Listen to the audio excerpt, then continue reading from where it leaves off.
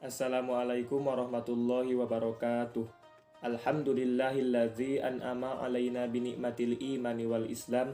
Asyhadu an la ilaha illallah wa asyhadu anna sayyidana Muhammadan abduhu wa rasuluh. Amma ba'du. Marilah kita panjatkan puja dan puji kehadirat Allah Subhanahu wa taala yang mana pada hari ini kita masih diberikan kesehatan, nikmat iman dan Islam sehingga kita masih bisa melakukan perkuliahan daring dalam keadaan sehat walafiat. Sholawat dan salam semoga tetap tercurah limpahkan kepada junjungan kita, yakni Habibana wa Nabiyana Kangjeng Nabi Muhammad Sallallahu Alaihi Wasallam, kepada para keluarganya, para sahabatnya, para tabi'in tabi'atnya, dan sampai kepada kita selaku umatnya, mudah-mudahan mendapatkan syafaat di yaumil akhir nanti. Amin ya Allah ya Rabbal Alamin. Sebelum lanjut kepada pembelajaran Masailul Fikih, teman-teman, apa kabarnya? Apakah kalian sehat? Alhamdulillah ya. Kita masih diberikan kesehatan oleh Allah Subhanahu wa taala. Kita tidak boleh lupa untuk bersyukur kepadanya. Baik, perkenalkan di sini nama saya Riki Iskandar, NIM saya 193111037. Saya dari kelas PAI 5A. Di sini saya akan menjelaskan mengenai historitas fikih dalam mata kuliah Masailul Fikih. Nah, sebelum menginjak kepada materi, tentunya memahami historitas fikih itu perlu pemahaman yang mendasar. Fikih itu muncul dan berkembang karena adanya Al-Quran dan hadis yang menjadi sumber hukum Islam pertama dan paling utama di dalam kehidupan sehari-hari.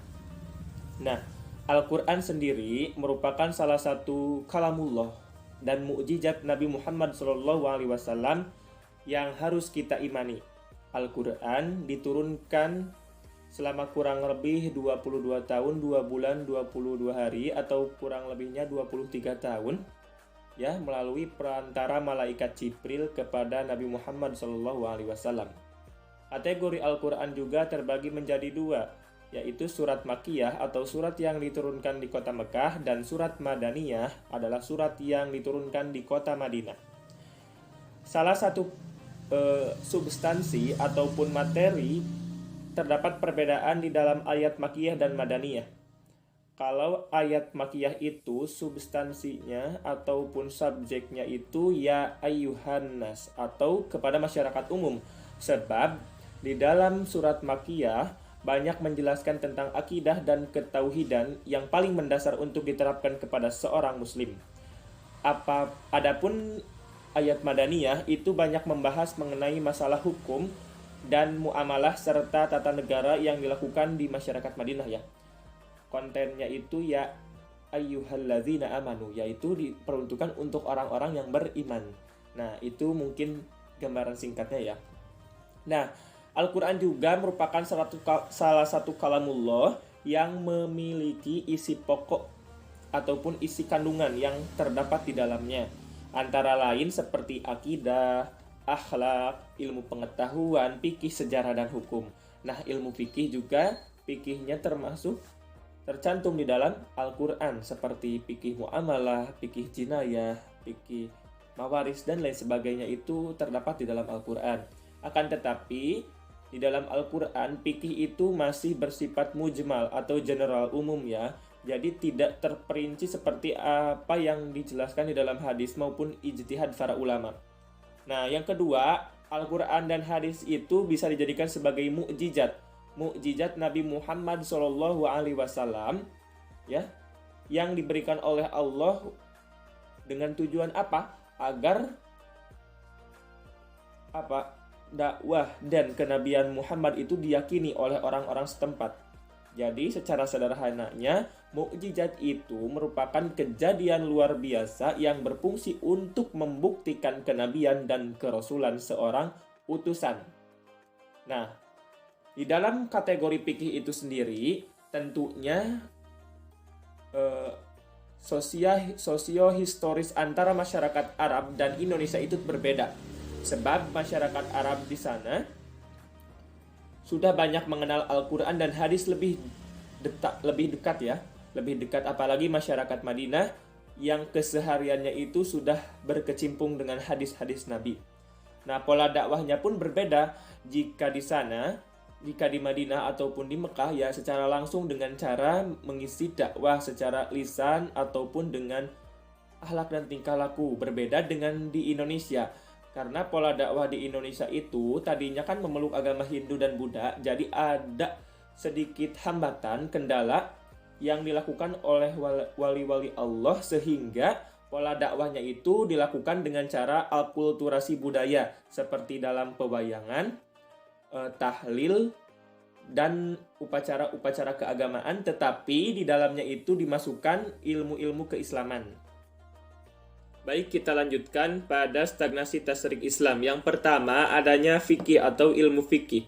Sudah diketahui bahwa fikih itu di dalam bahasa Arab berarti sebuah pemahaman. Sedangkan menurut istilah, fikih itu merupakan suatu ilmu yang mempelajari hukum-hukum syariat yang bersifat muamalah maupun ubudiyah. Akan tetapi sebelum kepada fikih, kita harus memahami apa itu usul fikih. Usul fikih merupakan suatu ilmu yang mempelajari kaidah di dalam ilmu-ilmu fikih. Dengan adanya usul fikih, maka metode ataupun pondasi di dalam memahami ilmu fikih itu jelas.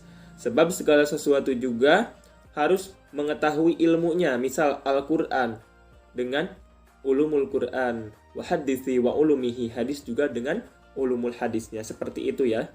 Nah, setelah adanya usul fikih yang memperkuat akan adanya fikih, akan adanya pondasi ilmu fikih, maka terdapat mazhab atau pemikiran fatwa yang berbeda. Mazhab di sini adalah sebuah kelompok yang memiliki pemikiran dan fatwa yang berbeda antara kelompok satu dengan kelompok yang lainnya.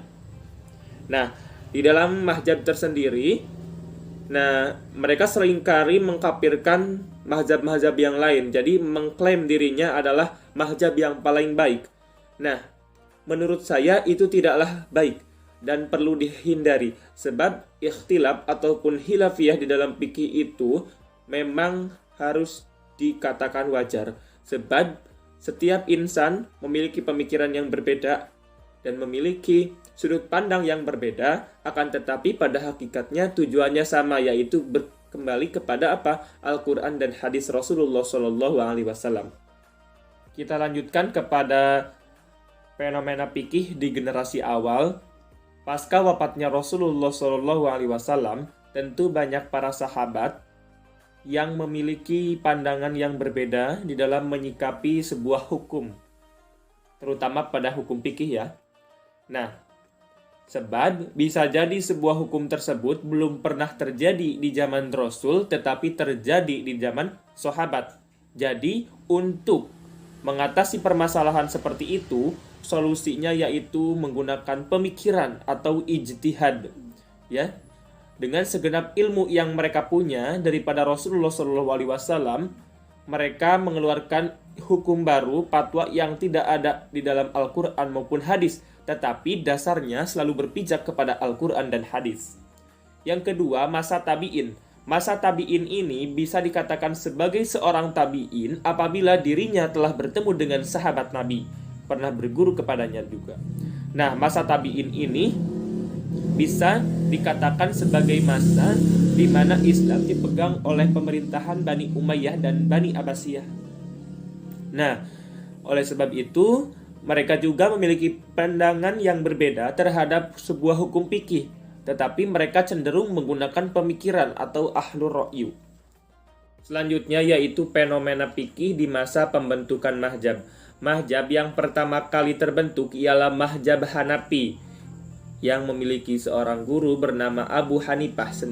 Ya, mazhab ini dikenal sebagai ahlur ra'yu atau pemikiran yang mendalam tetapi bersifat ataupun mendasar kepada Al-Quran dan hadis. Imam Abu Hanifah tentunya memiliki kekuasaan di Kufah karena ia dilahirkan di sana pada tahun 80 Hijriah. Nah, jika kita tinjau dari segi mazhab, mengapa Imam Abu Hanifah lebih mengutamakan ahlur ra'yu daripada hadis Nabi? Karena dikhawatirkan hadis-hadis tersebar ke Kufah itu kebanyakan hadis palsu. Sebab antara Madinah dan Kufah itu jaraknya jauh. Jadi daripada menggunakan hadis dhaif ataupun bahkan hadis palsu, maka Imam Abu Hanifah lebih mengutamakan ahlur ra'yu yang berpijak kepada Al-Quran. Setelah itu adanya Imam Maliki. Imam Maliki memiliki nama lengkap Anas bin Malik bin Abi Amir. Abi Amir ini merupakan siapa? Sahabat Nabi. Jadi sanad keilmuannya juga sudah bisa dijamin. Setelah itu Imam Maliki memiliki kitab yang bernama Al-Muwatta. Nah, pemikirannya juga banyak menggunakan hadis-hadis yang tersebar di kota Madinah, sebab disebut dengan kota Nabi. Jadi tentunya hadis-hadis, baik yang tertulis maupun tidak tertulis, bisa dijadikan sebagai sumber hukum Islam di kota Madinah. Yang ketiga yaitu Imam Syafi'i. Imam Syafi'i ini memiliki nama lengkap Abdullah bin Muhammad Idris ya. Nah, lahir di Gajah pada tahun 150 Hijriah.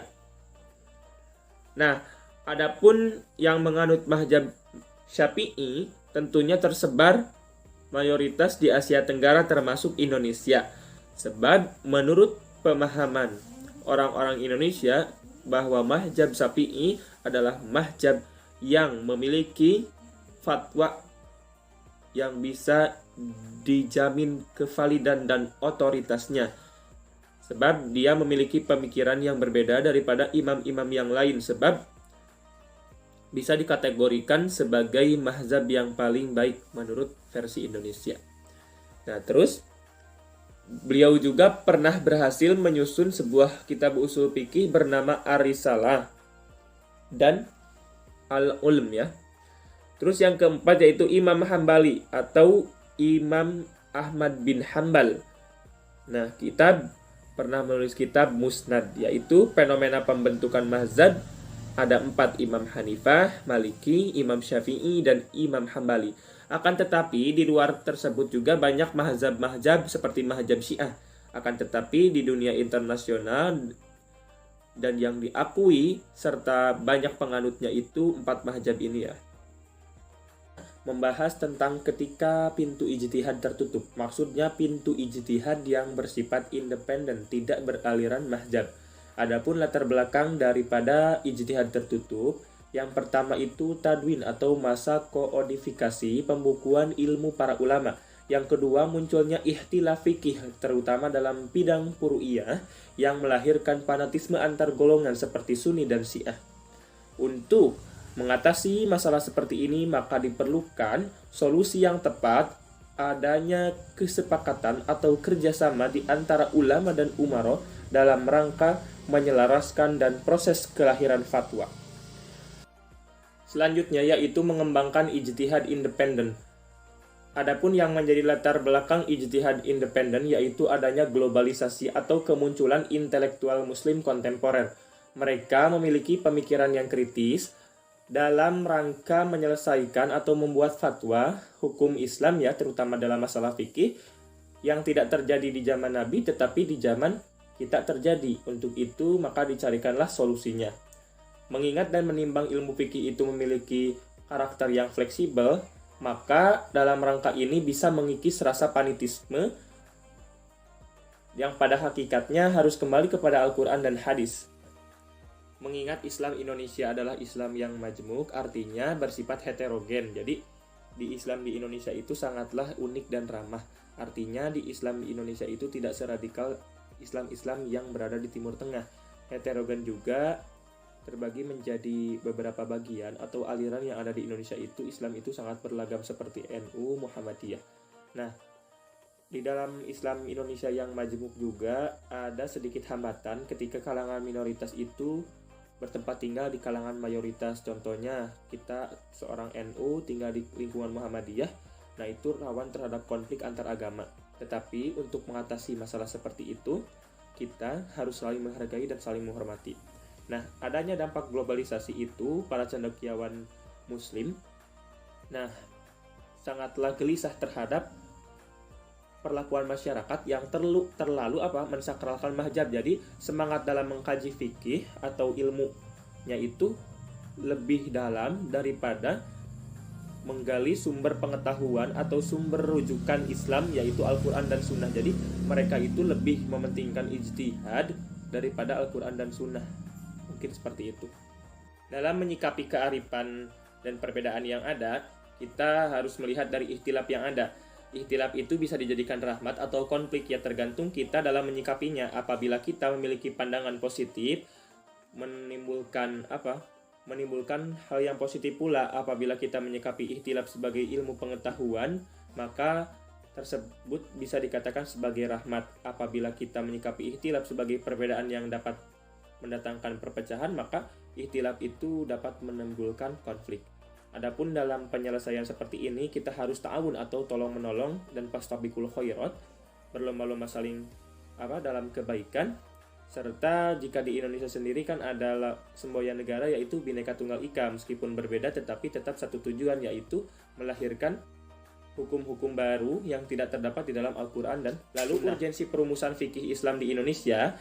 Yang pertama kali, faktor pendukung ataupun faktor yang mendorong untuk perumusan fikih di Indonesia tentunya yaitu para ulama yang memiliki ilmu pengetahuan yang luas akan adanya Islam, ya tentunya, dan cendekiawan muslim yang dapat mengkaji dan mengembangkan fikih serta usul fikih.